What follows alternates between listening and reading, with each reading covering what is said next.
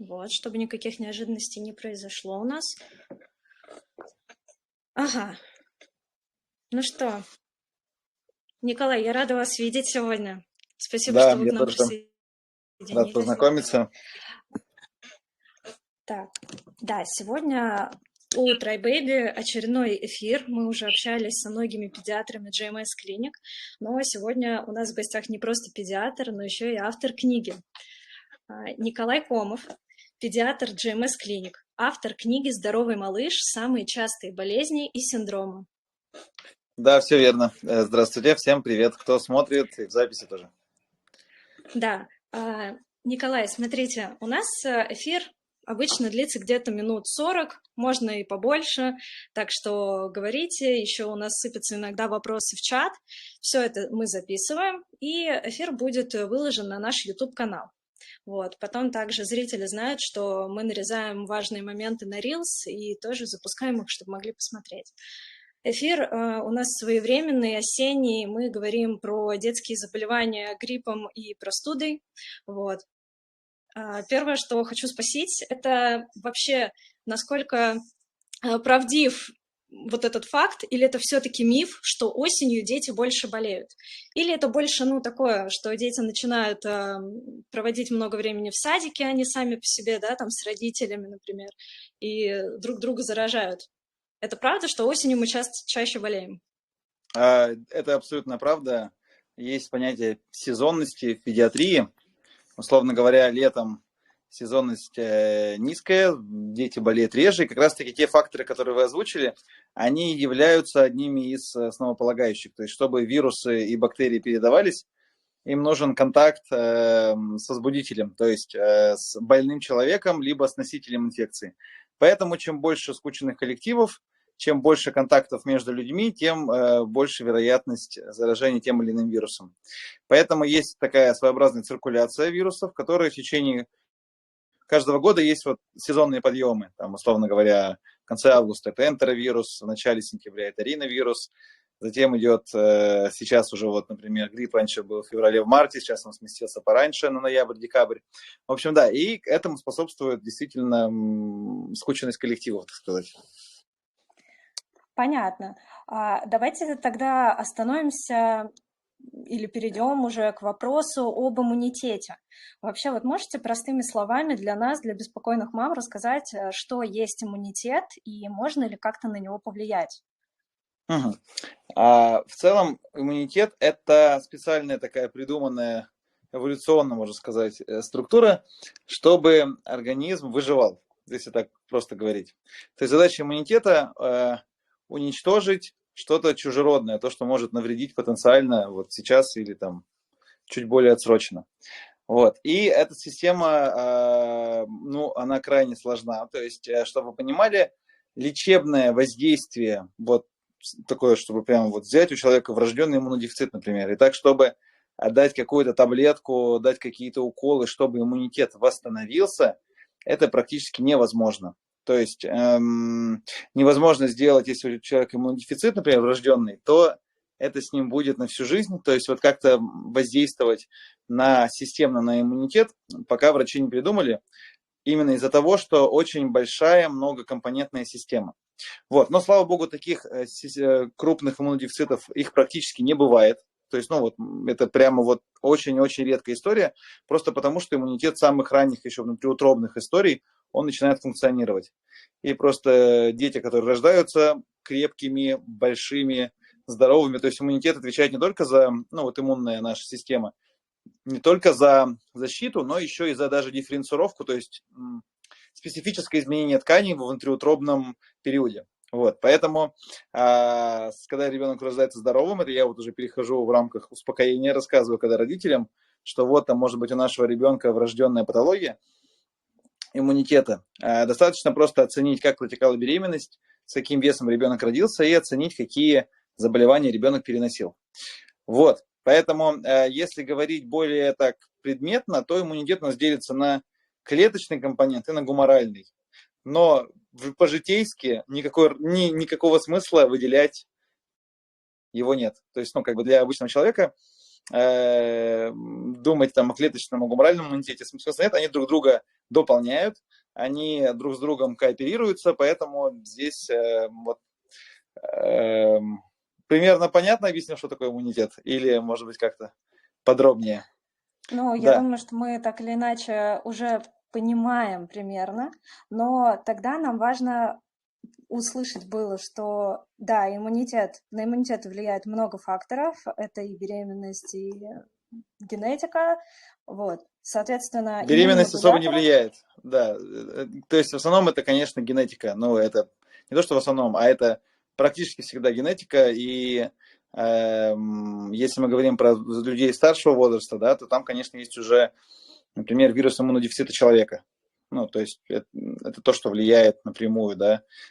Химиотерапия, например, Мгм. она уничтожает клетки, в том числе и иммунные, да, то есть в рамках борьбы с какой-то онкологическим заболеванием, чаще всего с лейкозами, вот, проводится системная терапия, и повреждаются и лейкоциты, да, клетки, которые отвечают за защиту.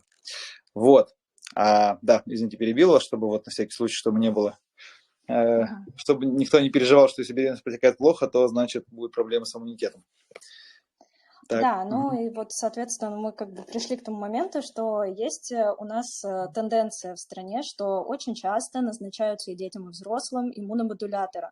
Такая некая волшебная таблеточка или пилюля, или свечка. Давайте вот поговорим про них, потому что очень часто используются свечи для детей Виферон. Это, насколько понимаю, тоже иммуномодулятор. Есть ли от этого пользы или вред, или можно ставить, можно не ставить? Что вы об этом думаете? В целом, сама постановка вопроса меня очень радует, и я работаю педиатром с 2015 года, и мир был, конечно, совершенно другой. То есть я занимался на приемах тем, что отговаривал родителей от лечения ОРВИ.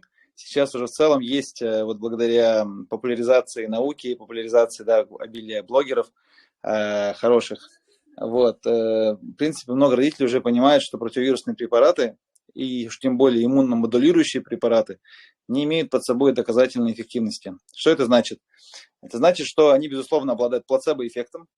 Это когда мы что-то даем, какую-то таблеточку, пилюльку, волшебную витаминку, и нам самим кажется, что это помогает, и в том числе это работает и в родительских глазах. Дали мы виферон один раз при ОРВИ, дали второй раз виферон при ОРВИ. И интрига-то в том, что ОРВИ проходит, но у нас закрепляется, что мы дали этот препарат, и поэтому ребенок поправился. И такие родители являются, ну, это их, за это их винить нельзя, просто так работает наша психика. Мы склонны делать то, что приводит к положительным результатам. Поэтому до сих пор можно услышать, особенно у которых взрослые уже дети, они прожили, так сказать, вот, ранний возраст ребенка, детсадовские болезни, там, в нулевые, в начале десятых. Там, конечно, вера в иммуномодуляторы очень большая, но она, вот этот градиент, он очень жестко снижается, и это не может не радовать. Резюмируя, в общем, иммуномодуляторы не работают, если мы говорим про противовирусные препараты, свечки, там, да, ну, имеем в виду иммуномодуляторы, которые при простудах типа применяются. Вот. В современном мире такого нет, просто исследования, которые проводятся, они до сих пор проводятся, исследования эффективности этих препаратов некоторыми нечестными фармпроизводителями, вот. Но они нерелевантны и не могут быть доказательством их эффективности. Поэтому если придумают иммуномодулятор, который как бы так поднимает иммунитет, так сказать, тогда о нем будет известно. Но тут еще такая проблема, что иммуномодулятор, он еще и есть такие болезни, как аутоиммунные болезни. Вот. И это страшное дело, потому что иммунитет начинает бить сам себя. И вот здесь как-то придумать так, чтобы ребенок поменьше болел вирусными инфекциями, но в то же время иммунитет не начал агрессировать. Это задачка с 3 звездочками. И в целом даже нет такой педиатрической проблемы, так сказать, такой педиатрической повестки придумать какое-то лекарство, чтобы ребенок не болел вирусными инфекциями. То есть это как бы уже принято как некоторая норма, как некоторый естественный путь, что человек взрослый болеет там 1-3 раза в год, а ребенок может болеть до 14 раз в год. То есть ребенок младшего, ну, детсадовского возраста.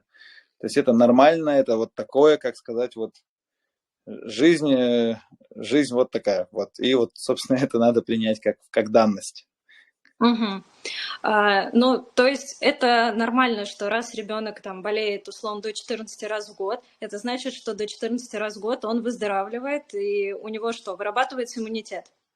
Да, по сути, мы все с вами на самом деле постоянно контактируем с вирусами.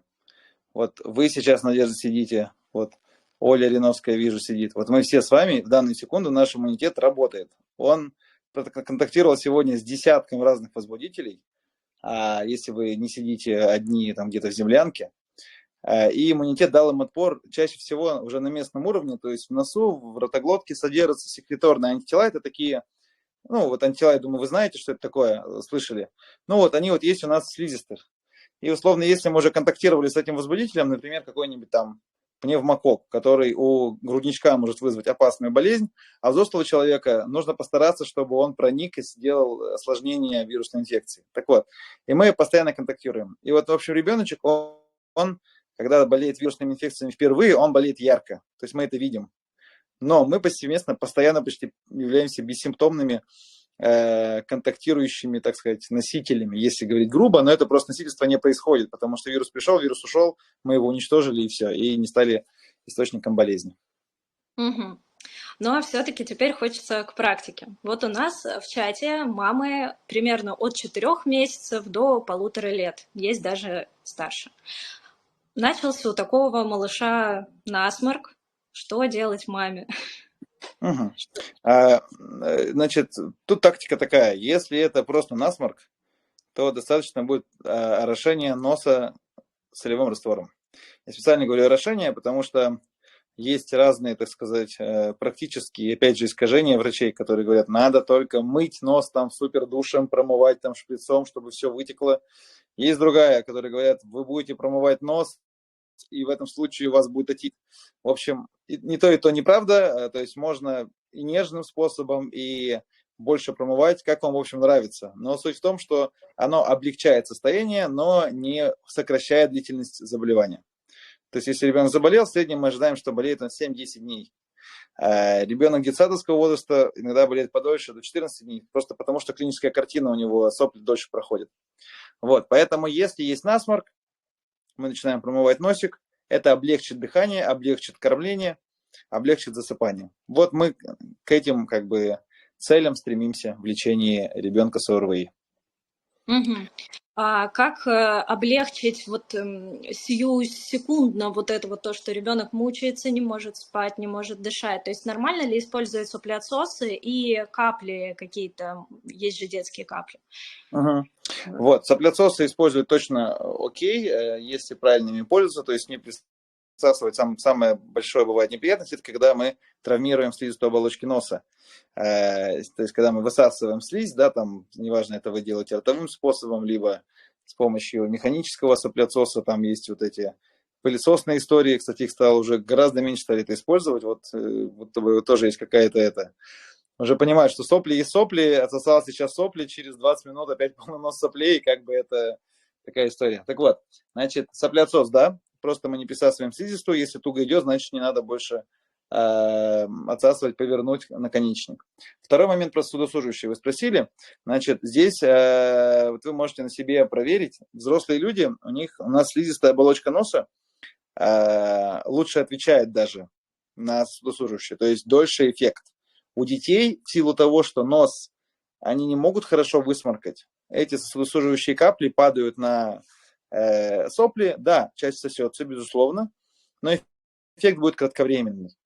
Вот, поэтому, если, например, это требует, там, ребенок вообще отказывается от еды, совершенно не может уснуть, уже устал, 1-2 раза в сутки, в принципе, терпимо. Но практически, как доктор, да, вот тут, наблюдая за пациентами в ОРВИ и ведя родителей, которые знают, что судосуживающее не обязательно, прекрасно все справляется нос просто промыванием.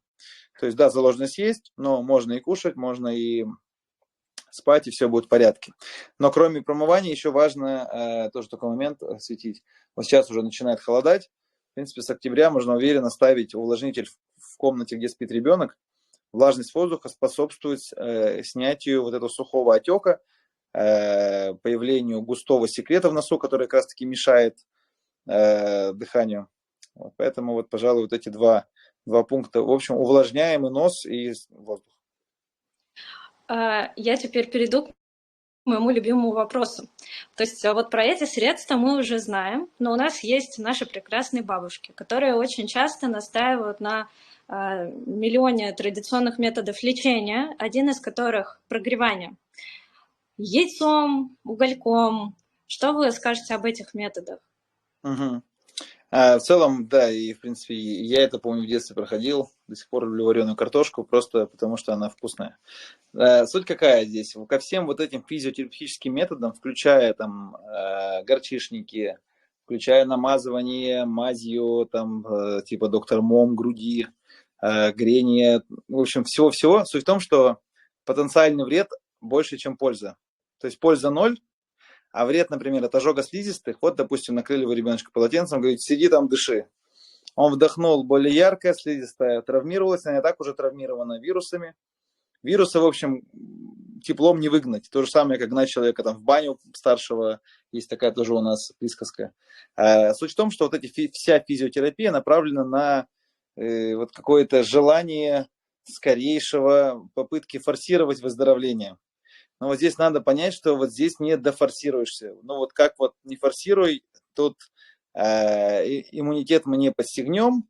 Если, например, ребенку нравится теплая ванна, прекрасно, пусть сидит в теплой ванне.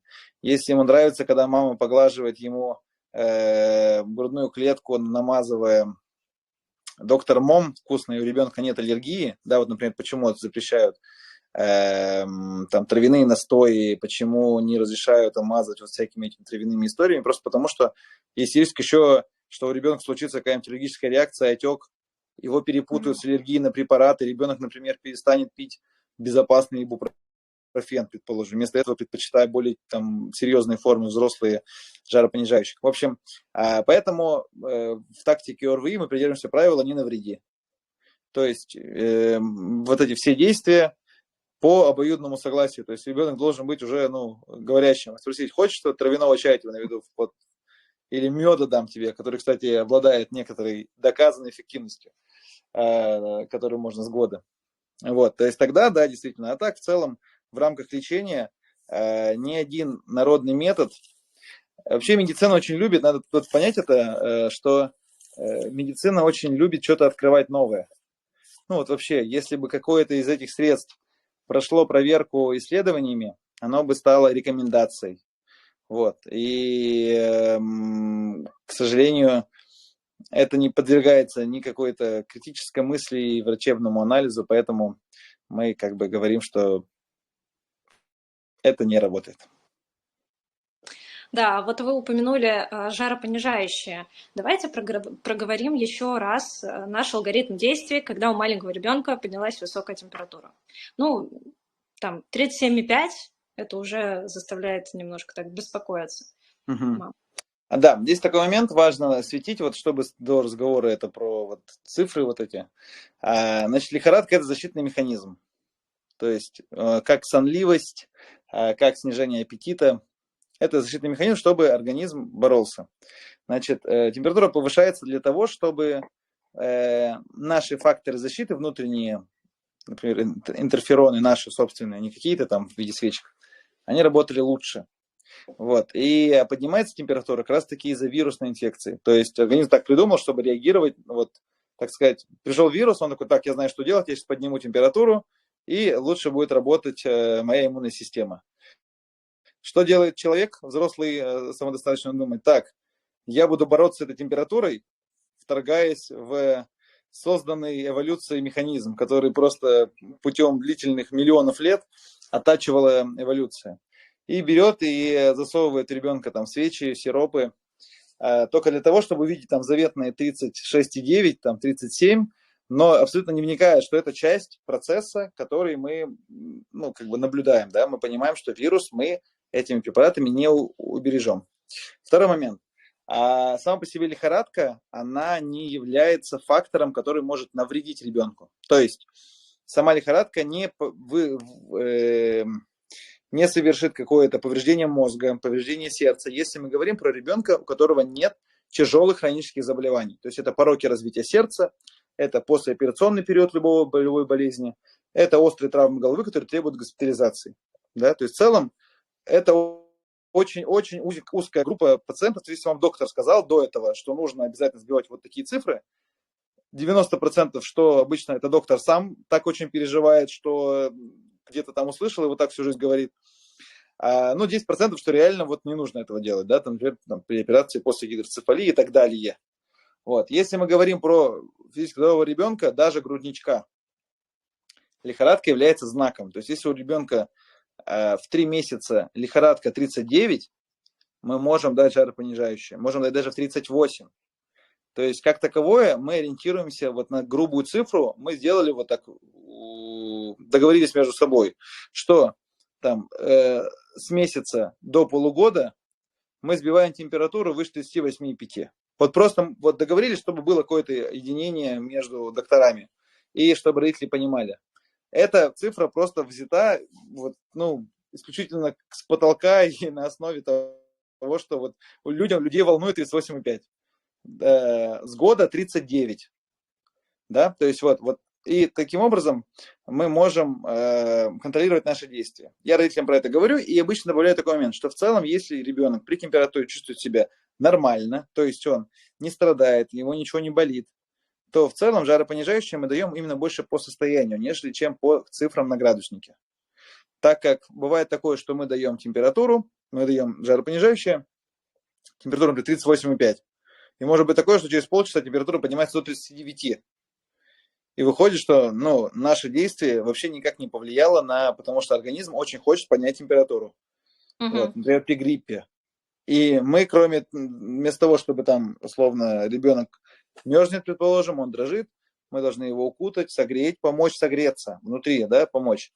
Вот, то есть и начинается проблема с передозировкой жаропонижающих. Но если мы знаем, что вот ребенок слабенький, температура 38, 38,5, 39, вот не принципиально. Можно дать 5 лет ребенку с 37,5 жаропонижающий, если ему очень плохо.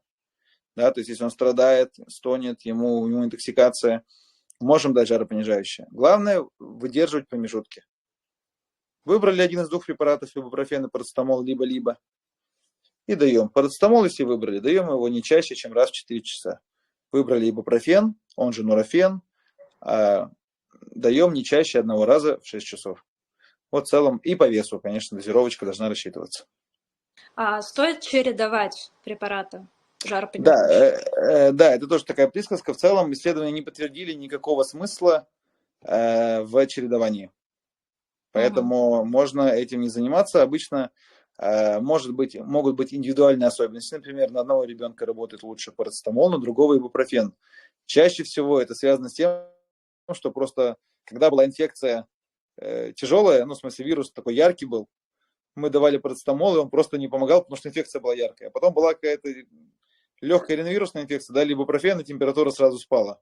В целом они по жароснижающей силе не сильно отличаются, но ибупрофен обладает еще противовоспалительным обезболивающим фактором, поэтому там, например, при стрептококковой инфекции, когда горло воспалено, при отитах, это препарат большего выбора, то есть в плане того, что он еще и обладает обезболивающим компонентом. А вот смотрите, тоже родился вопрос по ходу. Если ребенок уходит в ночь, то есть ребенок плохо себя чувствует, он засыпает с высокой температурой, мы ему на ночь даем там жаропонижающее средство, и ночью мы обязаны проверять ребенка или дать ему нормально поспать. То есть вот он утром проснется, и там уже мы будем решать. Или проверять все-таки его ночью. Хорошо. Да, в целом мы даем ребенку спать. Если ему будет плохо, вот вспоминаем про мою историю с цифрами. Мы знаем, что сама по себе температура не навредит. Мы знаем, что организм просто так борется с инфекцией. И нам нужно создать ребенку комфорт. Когда вот тебя будет ночью и пихают лекарства, это не очень комфортно. Вот, поэтому пусть ребенок спит. Если ему будет субъективно плохо, будет ломить мышцы, там, предположим, да, будет какой-то озноб, он проснется, вас позовет обязательно, и тогда можно будет дать лекарство. Спасибо за ответ. У нас пришел первый вопрос в чате. Спрашивают про кашель у грудничков. Вот что с ним делать, с этим кашлем, и как лечить, если нельзя сиропы? Значит, кашель грудничков, вот груднички – та группа, которая требует осмотра врача. Предположим, вы посмотрелись, температуры нет, никаких красных флагов нету, есть сопли, и вот покашливание. В легких все чисто. Все, можно ничего не делать. Предположим, в легкие, просто вот вообще ничего. Увлажняем квартиру, промываем носик, можно добавить дренажный массаж. Это простукивание по спинке в таком лежачем положении, чтобы ребеночек был кверху попой. Эти постукивания могут облегчить отхождение мокроты. Но это просто вот едва вот такая легкая процедура, которая может слегка помочь. Но в целом достаточно, вот мы просто, у нас нет лекарств, которые могли бы оказать значимую пользу на отхождение какой-то мокроты или уменьшение симптома кашля. Если мы говорим, что в легких что-то есть, что какая-то есть патология, например, бронхит, в этом случае врач назначает специфическое лечение, которое требуется назначения врача. То есть здесь не надо самим ингаляции какие-то делать, или там в прошлый раз вам назначили, предположим, бирдуал, и вы теперь думаете, что и ребенку и сейчас нужно дышать бирдуалом. Это не нужно, потому что любое лекарство имеет побочные эффекты, которые могут навредить в конечном счете. Угу. А вот еще вернусь к предыдущему вопросу про жаропонижение. Вот как вы считаете, что все-таки лучше, сироп, свечи или какие-то таблетки? Ну, детям таблетки обычно не дают, сироп, свечи. Вот не принципиально в плане его терапевтического эффекта смотрим, что комфортнее родителям и ребенку. Есть дети, которые, ну, совсем они сиропы пить не будут, и родители не могут в них влить, и бывает понятно. Поэтому здесь действительно проще вставить свечку, предположим. Ребенку постарше, да, который уже ориентируется в своем теле и понимает, что происходит, с ним можно уже договориться в целом и предпочесть в этом случае сиропы. У ребенка с большой реактивностью на срыгивание, на рвоту, конечно, мы предпочтем свечки, потому что в момент температуры может быть рвота, лекарство выйдет, непонятно, сколько давать, когда давать, еще раз добавлять дозу, уже сосалось. Вот, поэтому здесь можно подбирать индивидуально. Угу. Спасибо за такой развернутый ответ, практическую рекомендацию. Давайте немножко отойдем от этого и поговорим про закаливание. Тоже очень хочется вот это обсудить. Вообще, закаливание работает? Скажем так, закаливание очень сложно исследовать, поэтому четких рекомендаций, протоколов, там вот это раз, два, три, такого нет, к сожалению. Но есть основы нашего организма, знание физиологии, да, знание патологической физиологии, как организм работает при болезнях. И здравый смысл подсказывает, что, и наблюдательная, так сказать, характеристика подсказывает, что действительно закаливание как метод, который, если его делать постепенно, не сможет навредить, может косвенно помочь, чтобы ребенок мог более легко переносить временные переохлаждения. Угу. Вот. То есть в целом вся задача закаливания в том, чтобы ребенок мог там промочить ноги, и это для него не будет для его организма таким стрессом, что его там иммунные силы снизятся, образно говоря, да, там, или он постоит раздетый после садика, потный, побегающий, постоит, подождет маму, и это не будет для него стрессом, который вызовет, да, там, снижение его защитных факторов. Вот. В этом смысле закаливание применимо, и оно должно, ну, вся его жизнь, по сути, должна быть закаливанием. Вот он был в утробе мамы, и уже как только он уже лежит на столике пеленальном, это уже закаливание, потому что там было 38 градусов внутренней температуры, а тут уже 23, да, в роддоме. Приехал домой, ему педиатр приехал, типа меня и сказал, все, 18-20 градусов – это хорошая температура, ребенок может быть с воздушными ваннами без подгузника. Это уже закаливание.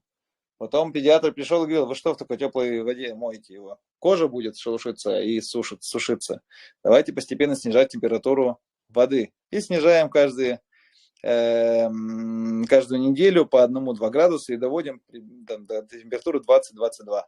Вот вам, по сути, вы уже ребенка закаливаете. Дальнейшим этапом будут прогулки. Да, то есть они параллельно идут. Увеличиваем время пребывания на улице. Тем самым ребенок начинает обычную нашу среду с таким континентальным климатом, сменами времен года, то дождь, то холод, то ветер, переносить легче, то есть воспринимается организмом это как естественные условия.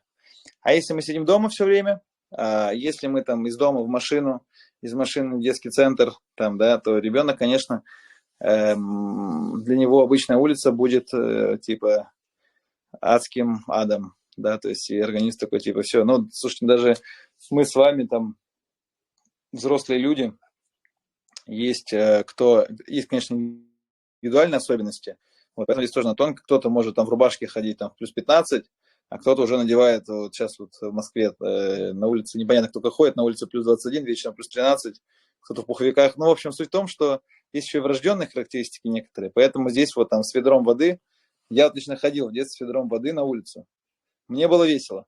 Просто по фану это было. Это выдавало какой-то приступ эндорфинов, но я постоянно болел фарингитами и тензилитами. Это как бы особо не помогло. Вот. Поэтому здесь доказательной базы нет. Поэтому если это будет безопасно, нежно, постепенно, и будет вашим правилом жизни, там, проветренная квартира, холодный пол, который вы там не надеваете носочки, одеваете плюс один слой к одежде, все будет тогда вот, вы будете нежно и так его хорошо закаливать. Ребенок. Спасибо, Николай. Вы вообще на все мои вопросы, кажется, наперед даже ответили. Давайте напоследок, к завершению эфира, расскажите, где можно приобрести вашу книгу. Мою книгу можно приобрести на сайтах labyrinth.ru. Ну, в общем, сайты книг, которые продают. Литрес, да, тоже там есть электронная версия книги. Ну, на Лабиринте точно она есть. Меня зовут Николай Комов, у меня одна книга, поэтому ее можно найти. Там как раз-таки я рассказываю про то, что делать родителям четко по пунктам, без всякой воды, там не вбираясь в подробности. Вот самое необходимое. Вот. Ну и про клинику нашу расскажу тоже. GMS клиника. У нас есть целый педиатрический центр, амбулаторный центр, есть стационар для детей, тем, кому не повезло получить тяжелую форму инфекции или другого заболевания. Лаборатория, выездная служба, в общем, все, что нужно для грамотного педиатрического подхода. Минута рекламы закончилась. Вот. Спасибо вам большое за эфир, мне очень понравилось, очень живо и все по делу. Итак, с нами был педиатр Николай Комов, GMS Clinic, автор книги. Укажем ее еще в описании к эфиру. Спасибо, вопросов больше нет. Все, спасибо большое, было приятно поговорить в два лица, а то я обычно один-то рассказываю. Все, до свидания. До свидания. До свидания. Всем легкого сезона, без инфекций, чтобы прожить его с легкими инфекциями. Все, до свидания. До свидания.